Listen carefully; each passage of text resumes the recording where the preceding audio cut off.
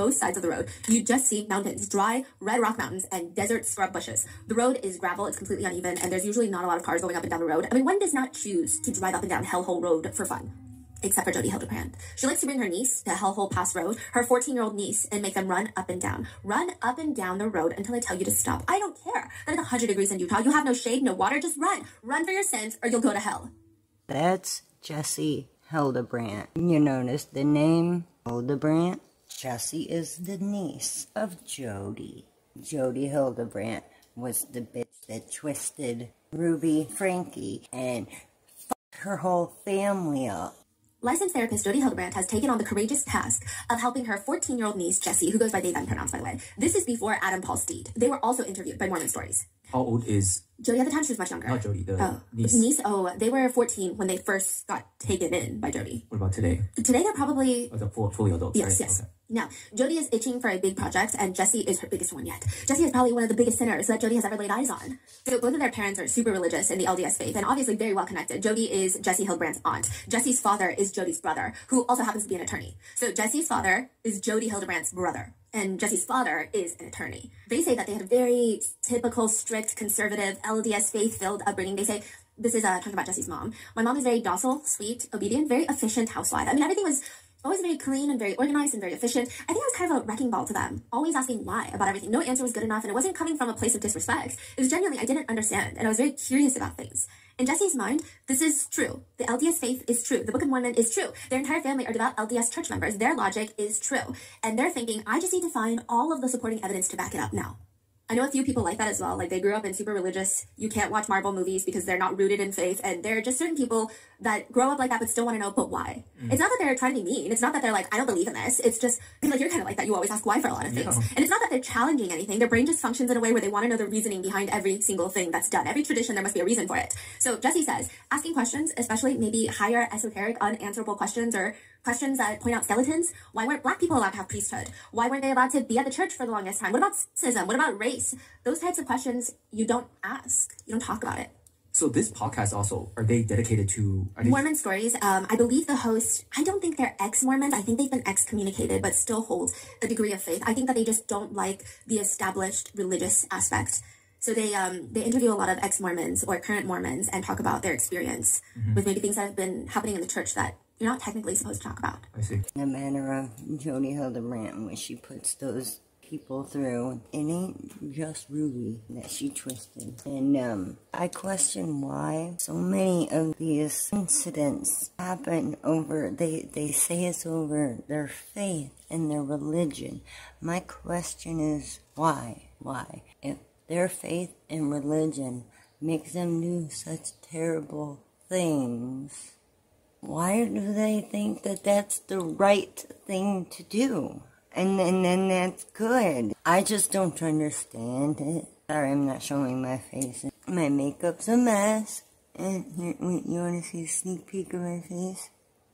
Hi. Hi. My face is a mess. And my hair is back to hiding me. I don't like showing my face sometimes. Actually, most of the time. I really just wanted to start my channel showing people the squirrels. I wanted to talk while showing people the squirrels. Because people will have channels where they don't show their face, but they'll just show a still picture like I've been doing here. And I find it boring to just have one picture. The whole video, if it's just one picture, oh, by God. It's heartbreaking, you know, because not everybody just listens to what they're hearing, you know. People like to see shit. So I try to make it interesting. I don't know where that squeaky squirrel just went. Where did he go? There you are. Hello. I'm almost out of peanuts, you bozos. She keeps headbutting me when I try to hand them peanuts.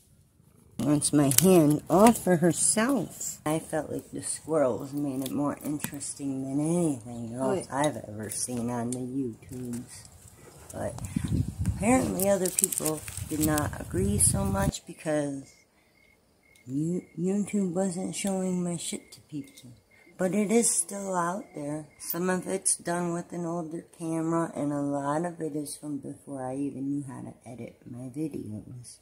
But I have been here for many years, you guys. There's many videos for you to enjoy. Go run off, my lovelies. You're really going after that nut? And catch up on some wholesome little squirrels. And find out about the idiots of the world and how they're just making things worse. You know, like people like Chili de Castro.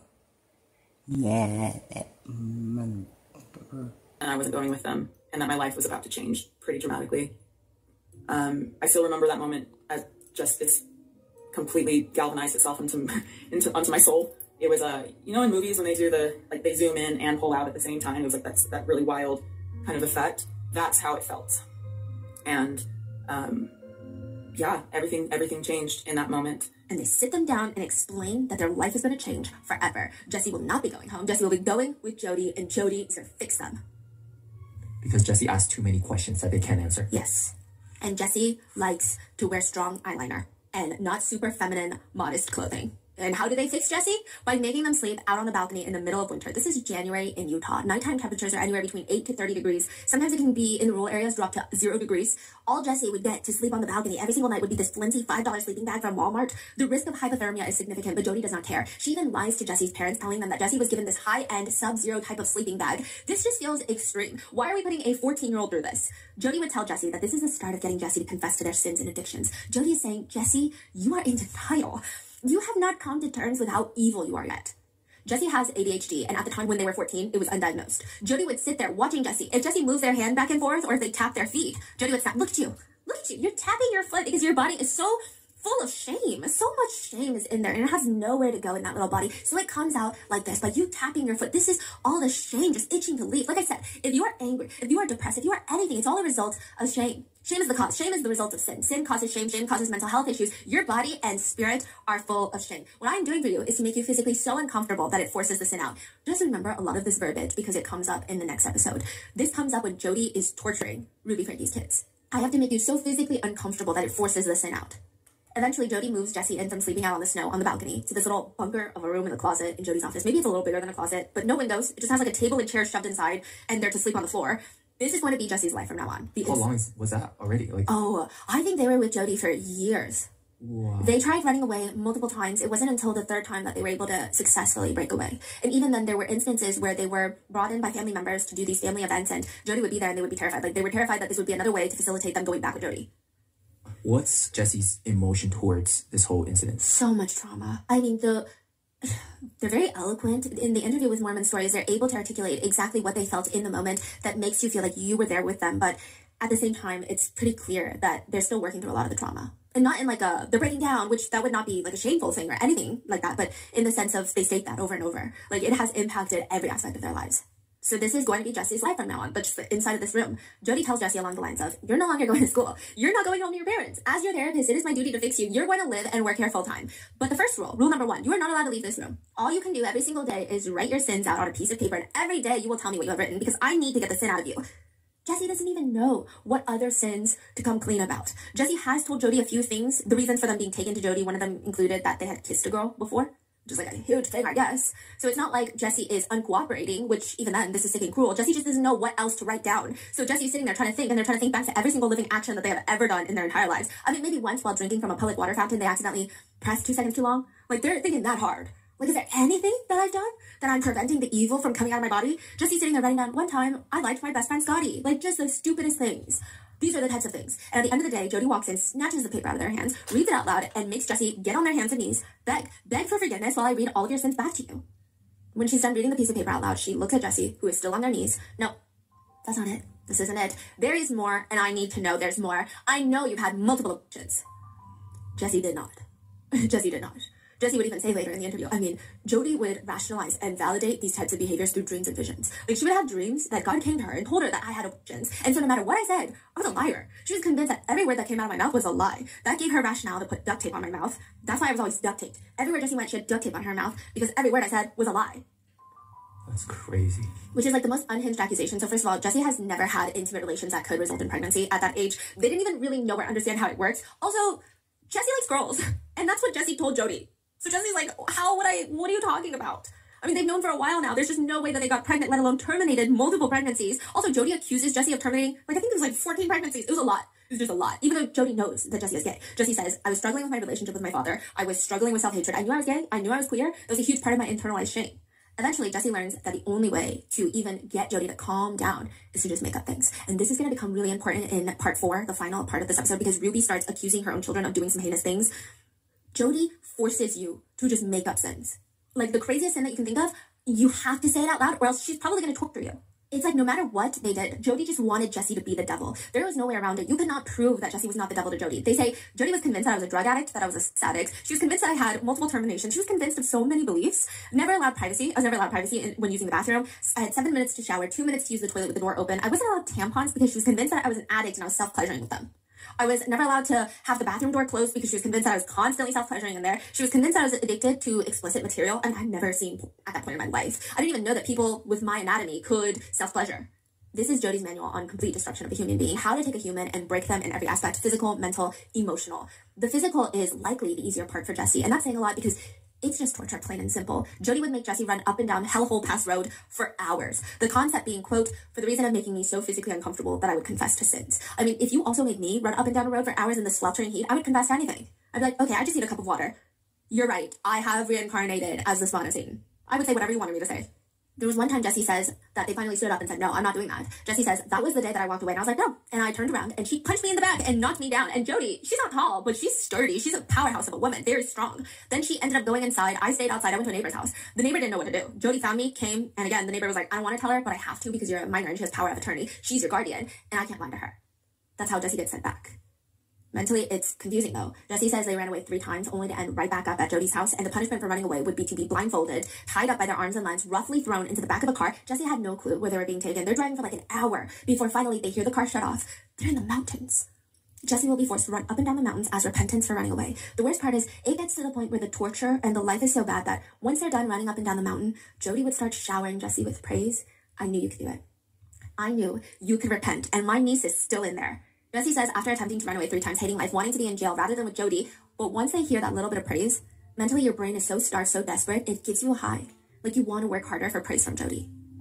They say in the other part, that type of abuse that I don't think is talked about as much is that 90% of the time, you're evil and horrible and wrong and the abuse is almost unbearable. But then there are moments where you're rewarded and you're now the best thing in the world. And so after these 6 hours of running up and down the mountain, the reward that Jody gave me of acceptance of you did it, you did the thing, it creates this cycle, which I think is already the foundation and the prerequisites of this is instilled in the Mormon church of having to earn love. But that has affected my life forever, for the rest of my life. Of if I try a little harder, if I do a little bit more, maybe they'll love me, maybe they'll accept me, maybe they'll whatever. In this case, it was really extreme, where the abuse was so extreme. But then if you would bear it, then you would get these moments of immense reward from her. And it's just such a psychological fuckery. Mm. And I was scared of myself. People were scared of me. My family, So it's like this very sick cycle of abuse. But emotionally, Jesse says they thought about jumping from the balcony to break their legs because they felt like that would be less painful than the torture. Even going to jail, if they're so bad, just call the police. They would ask Jody, just like, let them arrest me, please. If I'm that bad, let them arrest me. Jesse says, I would rather be in jail. And the isolation was the worst part. Jody would tell everyone that Jesse is a nightmare, a terrifying nightmare. Jody told family members the reason that she has Jesse sleep out on the balcony is because, quote, I'm scared. I'm scared Jesse is going to murder me in my sleep. You don't know.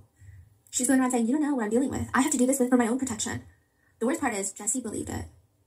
They believed maybe she's right. Maybe I just don't see it because I'm young and I'm not connected to God, I guess. But like, why am I so evil? Why is everyone so scared of me? What about Jesse's parents? Believed it, that they're evil. Does Jesse have resentment towards the parents? Or? Yes, I believe right now Jesse is no longer in communication with their parents. I think even some of their siblings had reactions of like, get over yourself when Jesse spoke about the trauma that happened when they were with Jody.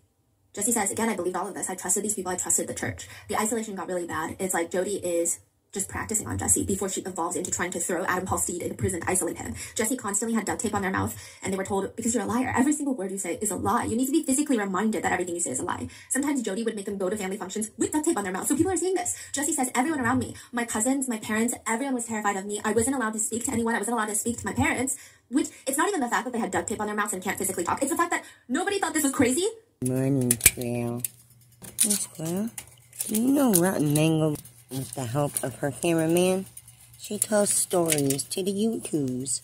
Would you like to hear one of her stories, Squirrel? That's Stephanie Sue from Rotten Mango. I've brought her to my channel before. This is not the first time people are seeing her here. One person even asked me one time, how come I'm just showing one of her videos and putting a picture of me over it and not adding it? Dude, I never shut up. Don't tell me I'm not adding nothing to the video. I'm adding shit, okay? No copy thing got hit with anything on that video like I did with the damn Dr. Phil. Anyway, it's well. You just stole my peanut. You little thief. I'm sure if you have duct tape on your mouth and your family members are acting scared of you, it almost makes you feel like some sort of animal. Yeah. It doesn't make you feel human anymore. It's so bizarre. I mean, it gets to the point where Jody is convinced that Jesse is contagious, rubbing off evil onto everyone around them. If Jesse is in the kitchen, because Jody is making them do something for her, if Jody's kids, Jody has 2 kids. Jody's got 2 kids. Oh yeah, they're no longer on speaking terms with her. They're adults by the time that she gets arrested. But more on that later. But if they go into the room, these are Jesse's own cousins. If they want to use the kitchen, they would have to report to their mother that Jesse is in the kitchen, and then Jody screams at Jesse to get the hell out of the kitchen, and Jesse would be forced to stand on the perimeter of the kitchen with duct tape on their mouth, just waiting for them to be done. Jody would stare at them and say, see, no one loves you. You're a manipulator, and you destroy people's lives constantly. You destroyed your parents' lives, you're destroying your own life, and you're trying to destroy mine for trying to help you. Jody would tell Jesse, no one actually cares about you, and you just manipulate them into caring.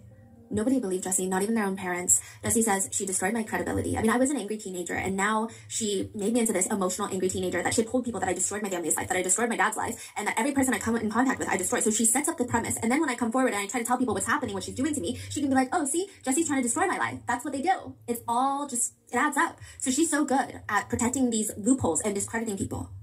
Eventually, Jesse manages to run away without getting caught. They go straight to the police station, where they lie about their age and get taken to a shelter for those without homes. They say that was rough too, it was traumatizing, but it was still better than being with Jody. Now, a big question everybody has, though, is why the hell is Jody Hildebrandt so goddamn angry? Like, it doesn't make sense. Why is she so upset with everything? Why is she so angry? Why is she such a vile person? Maybe this. Jesse remembers one very interesting conversation they had with Jody, because Jody makes it her entire life mission to make sure that Jesse is not gay. But they say, she did say something to me when I was living with her. It was very strange, because I've known I was queer since I was 7, and I was experimenting with girls and friends since I was 7 or 8. She knew about it, and that was very bad. It was very, very evil. But then she said something to me. She had this friend, her name's Bev. She said something to the effect of, yes, being gay is evil and pleasures of the flesh and yada yada. But if I were to have relationships with my friends, if we were to, it would be different because there's a deep emotional connection there, and that's different. We were sitting in someone's living room, and she said this, and I was just like, what? Yeah, that's called being gay. Like, what do you think gay relationships are like? They have deep emotional connections. Jesse was taken back by Jody's comment of saying that, oh, if I were to have a relation with another woman, it's fine. It's because we have this connection. Yes. And Jesse is like, that's literally called being gay. So Jesse believes that Jody is gay as well. Yes. Now, there's a lot of quizzes online with names like, am I gay quiz? They're all like fun, goofy. They ask, what's your favorite Beyonce song? What'd you order at the bar? It's goofy, it's playful, don't take it too seriously. But to therapist Jody Hildebrandt, it's not funny.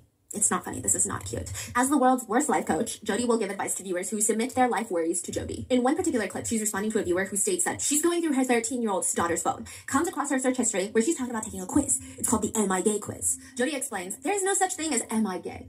And so because we all have the gift of choice, there is no such thing as Am I Gay? Because that takes choice away.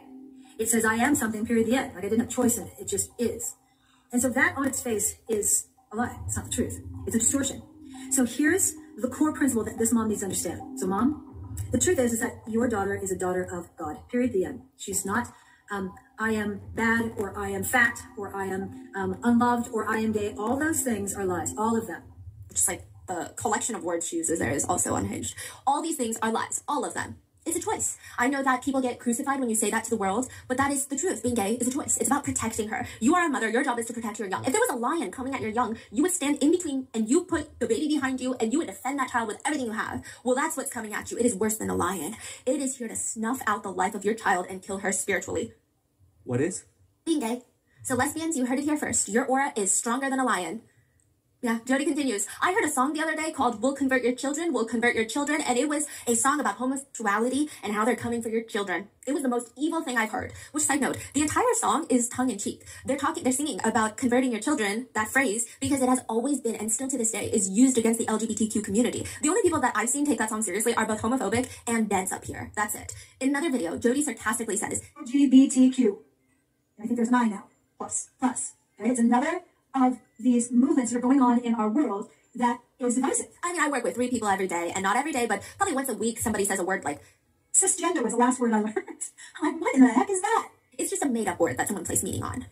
Because of what happened with Adam Paul Steed, Jody actually does get her therapy license suspended briefly. That's the only negative thing that comes out to what she's done to Adam, ruin his life completely, shatter and disassemble his entire family and re-traumatize him. She just gets her therapy license suspended on probation for like 18 months. So she starts this new life as a life coaching business. Everything gets more extreme in her beliefs. The coaching business is called Connections, and she preaches about living in truth. And it's a lot more extreme than when she was a therapist, because when you're in therapy, you are still governed by certain guidelines. But as a life coach, there's no governance. Oh, so she got suspended and now she's a life coach, which Yes, a counselor. she can do whatever the hell she wants now. Yeah, they call themselves mental fitness trainers. They say, like, how you would need a fitness trainer for your body, your physical body, you need one for your mental state. And it's all about living in the truth with a capital T. Living in truth and not distortion means having impeccable honesty, rigorous personal responsibility, and humility. Which, I mean, those are like really vague words. I feel like you could apply that to anything. Yeah. Whereas living in distortion means you are addicted to something. That something could be as serious as drugs and alcohol, but it could also be hobbies, entertainment, receiving compliments. You could be addicted to that. You could be addicted to mirrors. You could be addicted to driving, going on drugs. I don't know if, I don't know where that came from. You are also living in distortion when you know that you are not enough. Which, by the way, Jesse Hildebrandt has a memoir that she titled, You Are Not Enough. And everyone's like, I keep reading it as You Are Not Enough. It's like, yes, Jody, you are not. They also say that you are living in distortion when you are living in lust, which includes being sexually attracted to your own spouse. That's living in lust. So these principles get built upon through the years, and they actually do get worse as they develop. If Jody was not against drugs, I would think that she developed her ideas while super high on some random couch and elbow deep into a Pringles can, because her ideas of truth and distortion, these cannot be sober thoughts. I'm like, this doesn't even make sense. We can only assume that the idea of formulating a coherent thought is too big of an obstacle course for Jody because it doesn't make sense. The principles are, truth is always loving. Distortion is never loving. Control is never loving. So remember, if you really want to love someone, you'll reflect truth to them. I question what they mention, though, when she says that the kids gotta be away from each other. It could just be a poster the kids seen on the wall. They say one of the kids had been watching porn since they were 3. Now, what is that all about? You know, and statistics will show, you know, having so many kids, they don't all think the same. And coming from a terrible situation myself, I know how bad things can actually get. Everybody else, they just want to tell you the story about the Frankies and what happened, and you know, but I have more than that. I'll tell you the story, but I also have questions and opinions, and I want to aim my questions and opinions and eye-opening mentions to the world about the fact that I was not my monster's only victim. If there is somebody in that family that needs to be on that list, I think that maybe the world ought to know about it. If one of you children, one of you Frankie kids have any, I mean, I know it's shameful, and I know the guilt you feel deep inside because I come from this situation myself. I'm a victimized victim too. You can come clean. You can let the world know you've been hurt, and this is why, and people should maybe be careful of them. The one who hurt me all those years, they're on that list. Yes, they are. I mean, it's not my fault that they're on there. By no means. And I didn't turn them in or anything either. Mom finally caught him for herself. And I was sleeping like I would be doing. And he got to me when I was at my most vulnerable. And it's not fair. And it wouldn't be fair to others out there if somebody in that family victimizes someone else. Please, you could put a stop to it. You could let people know they need to be cautious around this certain person. Even if that person is a fucking relative. You can let the people know. You can. And you probably should. Because if it's Kevin Frankie, shit, imagine the hell they could cause in turmoil they can put on somebody saying, oh, do you know who I am? You know that old line. They shower them with money and they trap them in something. I mean, there's people out there with money and shit that are into some crazy things. Sure enough. That's why people say that Gypsy Rose would probably make some serious bank if she went over to OnlyFans. I say the one who would break OnlyFans would be Eugenia Cooney. I bet you Eugenia Cooney could make $1 million on there faster than anybody else ever has without even removing any clothes. I bet you. I fucking bet you. I'm surprised JoJo Siwa ain't over there yet. In all honesty, I think JoJo's one of those kids that thinks differently too. Because, I mean, hell, she called her girlfriend a fetus, dude. She's talking about her girlfriend's 18th birthday, and she called her a fetus and shit. The fuck, JoJo? Ew. Anyway, this video ain't about JoJo. I have certain stories on my channel because they correlate with other stories and they fit together and they should be on the same platform because it relates to another story on that platform. Because I talked about the 8-passenger situation before and how I can relate to it. I talk about matters I can relate to. And that's just how it is. That's how my channel does. I can relate to a lot. Because I don't got a photographic memory, but almost. I love it. I love saying it. Fucking Chili. He's an idiot. He's such a fucking idiot. I love picking on him. I want to go back to picking on him. I want to get off this shit with the damn Gypsy Rose. There is so much more in the world to be focusing on. There's so much more that we could be focusing on rather than the gyp shittery. You see my like and subscribe sign? I know it's dark. I really just wanted a picture up over, you know, this part. I'm throwing my face in here to say thank you to Dubes. And I got a dentist appointment in a little bit, so I do gotta go, you know, wake up in the mirror. I know, yeah. I'm only half awake. Oh shit, the guys! Oh shit, it's 7 o'clock! Friar Follies, there he is. Little hundreds going up. You see that? That helps push the stream out to more people, you guys. So that more subscribers and shit, they get a notification about the live stream being live. So when you're on a live stream of one of the creators you really enjoy and you really want to support them, click that button over there and it'll help push the stream.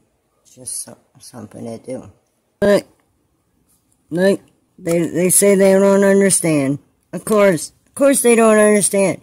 Of course! Yep, Ruby Frankie was the mom of all those kids with the 8-passenger channel. They were making a shit ton of money having a family channel on YouTube. And she just threw it all away for a cult. Their mom just threw it all away for a cult. Yeah, the kids, they didn't like, I guess they didn't like growing up on camera, though. Through a lot of their videos, you would never guess, because the mom made them act. And come to find out, she was starving them behind the scenes.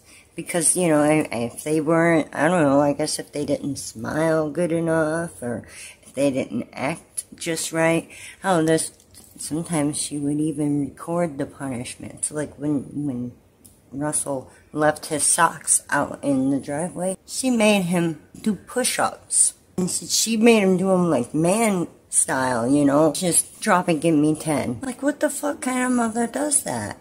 My parents were something like that, sort of. That's why I mentioned a lot of it, because My parents were like that too, but my parents didn't have a camera attached to their hand. Okay, because we grew up in the 80s, and kind of lucky that there wasn't, I feel like I'm lucky there wasn't a camera in the hand, because then I would be reminded in a way that could be visual, because I'm reminded constantly. I mean, the insults never stop. All the shit I've heard over the years, it replays in my mind over and over and over. It's extremely frustrating. So, but that's why I speak up, you know. This is what happens to the unwanted daughter of the boy mom. The one that his old expectations will always only ever lead to disappointment. They always only ever have. You know, if I ever tried to ask anyone for help, like, what do I get? What are you going to do for me? And it's like, dude, so I just got to where I stopped asking for help, and because I didn't want to hear it anymore, so. Anyway. That's with Ruby, Frankie, and Kevin and Frankie. I'm splitting up because Jody told them it's what was best for the family. You see, we don't know if she was just being petty or if there really was a reason for those two separating and all these other thoughts. They don't know what love looks like because they've never been loved before. Because I'm angry, I'm controlling, I'm militant, a monster, I'm mean, I'm full of hate, I'm not accepting it. It looks to the world crazy. It could just be that Jody was nuts and she made Ruby just believe a bunch of crazy shit, because she was. If you see the footage of her trying to pretend she's possessed and all the different voices she's acting like are coming out of her, it's her acting. If you're putting on it, it's just disgusting. The shit, the length she would go to further manipulate this family, taking control of everything. And her home, look at this place. I told you it looked like a fucking courtyard in the middle, you know, like it's from a prison. And looking at the chest cam footage of them going through there, dude, that shit is like, that house is like a prison. And they had the youngest one, Eve, locked in a safe with her head shaved. She was sitting there like, her little thing all frail and skin and bones, and the cop asked, "Where's your sister?" Oh, it broke my heart. Because that is the sister. It's just so sad. Oh my gosh, it's so sad. It's such a sad story. So yeah, naturally, of course, my channel wants to share it. And I wanted to show you too with Hellhole Road. That's how I felt about the journey I'd have to take. And it wasn't just hot. I'd have to walk it through all seasons. And when there's all that fucking snow and those cars are splashing you with that salty slush as they drive by, it's a pain in the ass, man. And it's a hell of a journey. And I wanted to show you guys on Google Maps. I found the trailer park, and I found the corner point on 24 Mile in Gratiot where my mom would drop me off.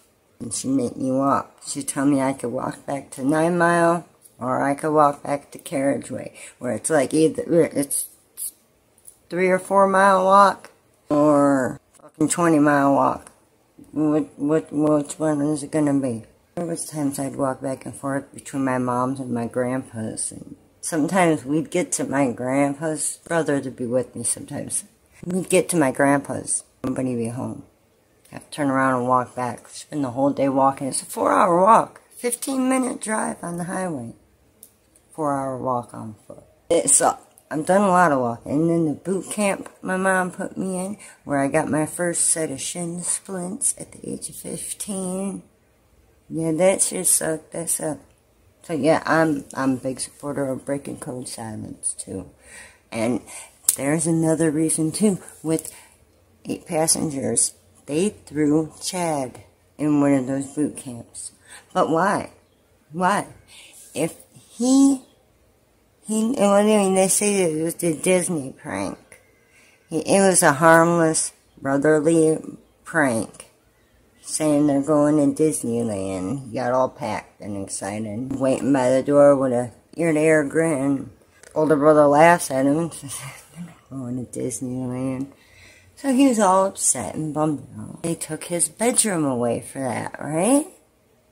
And then he hung his brother on the basketball hoop and they made him sleep on the beanbag, then why did they put him in the boot camp? Was he showing his brother a magazine he found?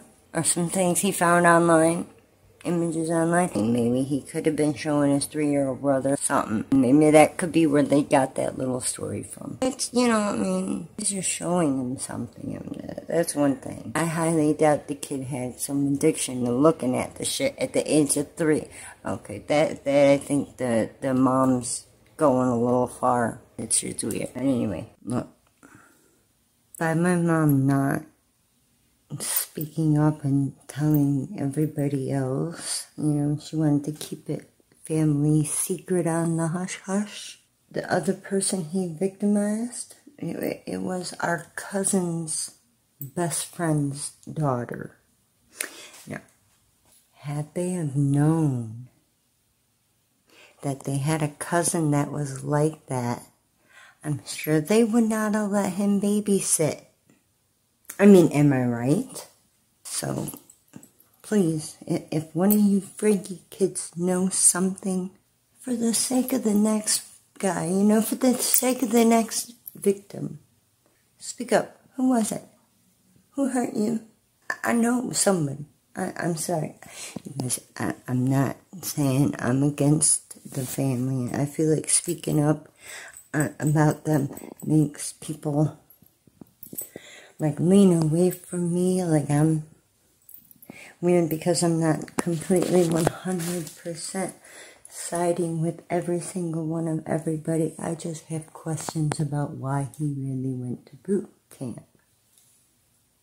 Speak up, whoever you are. Did Kevin do something? Please let us know. Boys usually, they'll start getting curious about their parts by the age of 8. Okay? That's just... Come on, guys. You guys, tell me out there. I'm right, aren't I? I got brothers. I shared a bedroom with the brothers, which was a horrible idea. Especially with the fucking lock on the outside of the door. Yeah, thanks, Mom. If only they were alive. I have so many questions. I have so many questions. And in adding my story to the YouTubes, you see this on Google Maps here? This is called Carriageway Park. This is where my mom's boyfriend used to live. Okay? Here it is, Carriageway. The journey is so great that I cannot get it all in one map.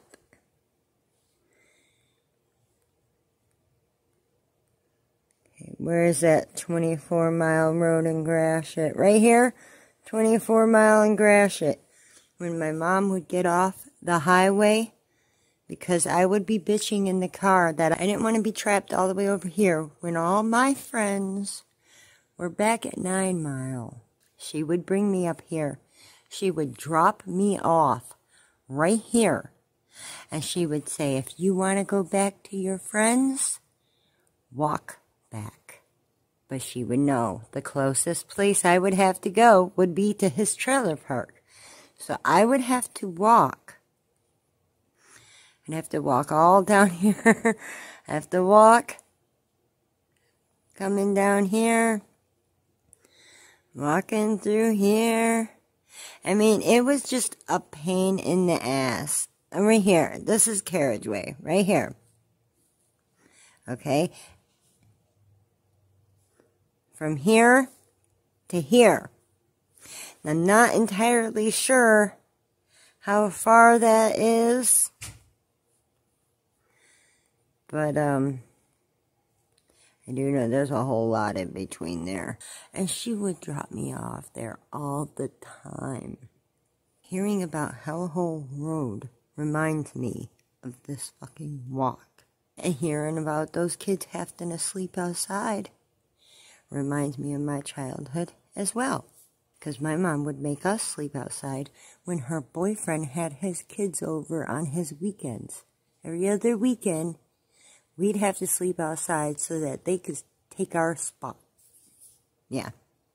I don't know if they realized that that shit was going on, but Mom would say because they were 5 and 7, and me and my brother were 11 and 12, and yeah, she'd say they're younger. As soon as we hit double digits, it's like she was done with us. As soon as we hit double digits, she was done with us.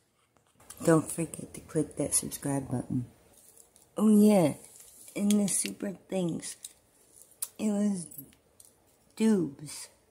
Dubes is somebody that I've seen them in the Gypsy verse, I guess.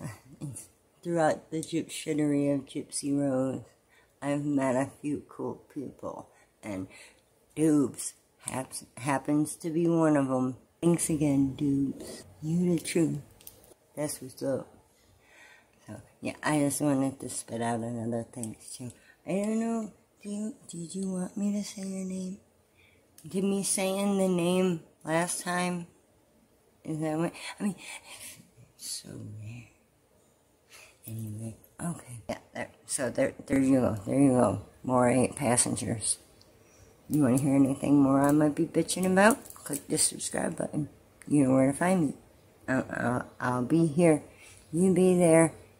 Come meet me here, and we'll be here together. Alright, I'm shutting up now. Look how much brighter it is in here with the morning. And I just figured out what I am. I'm an Easter egg. Good morning and happy Easter.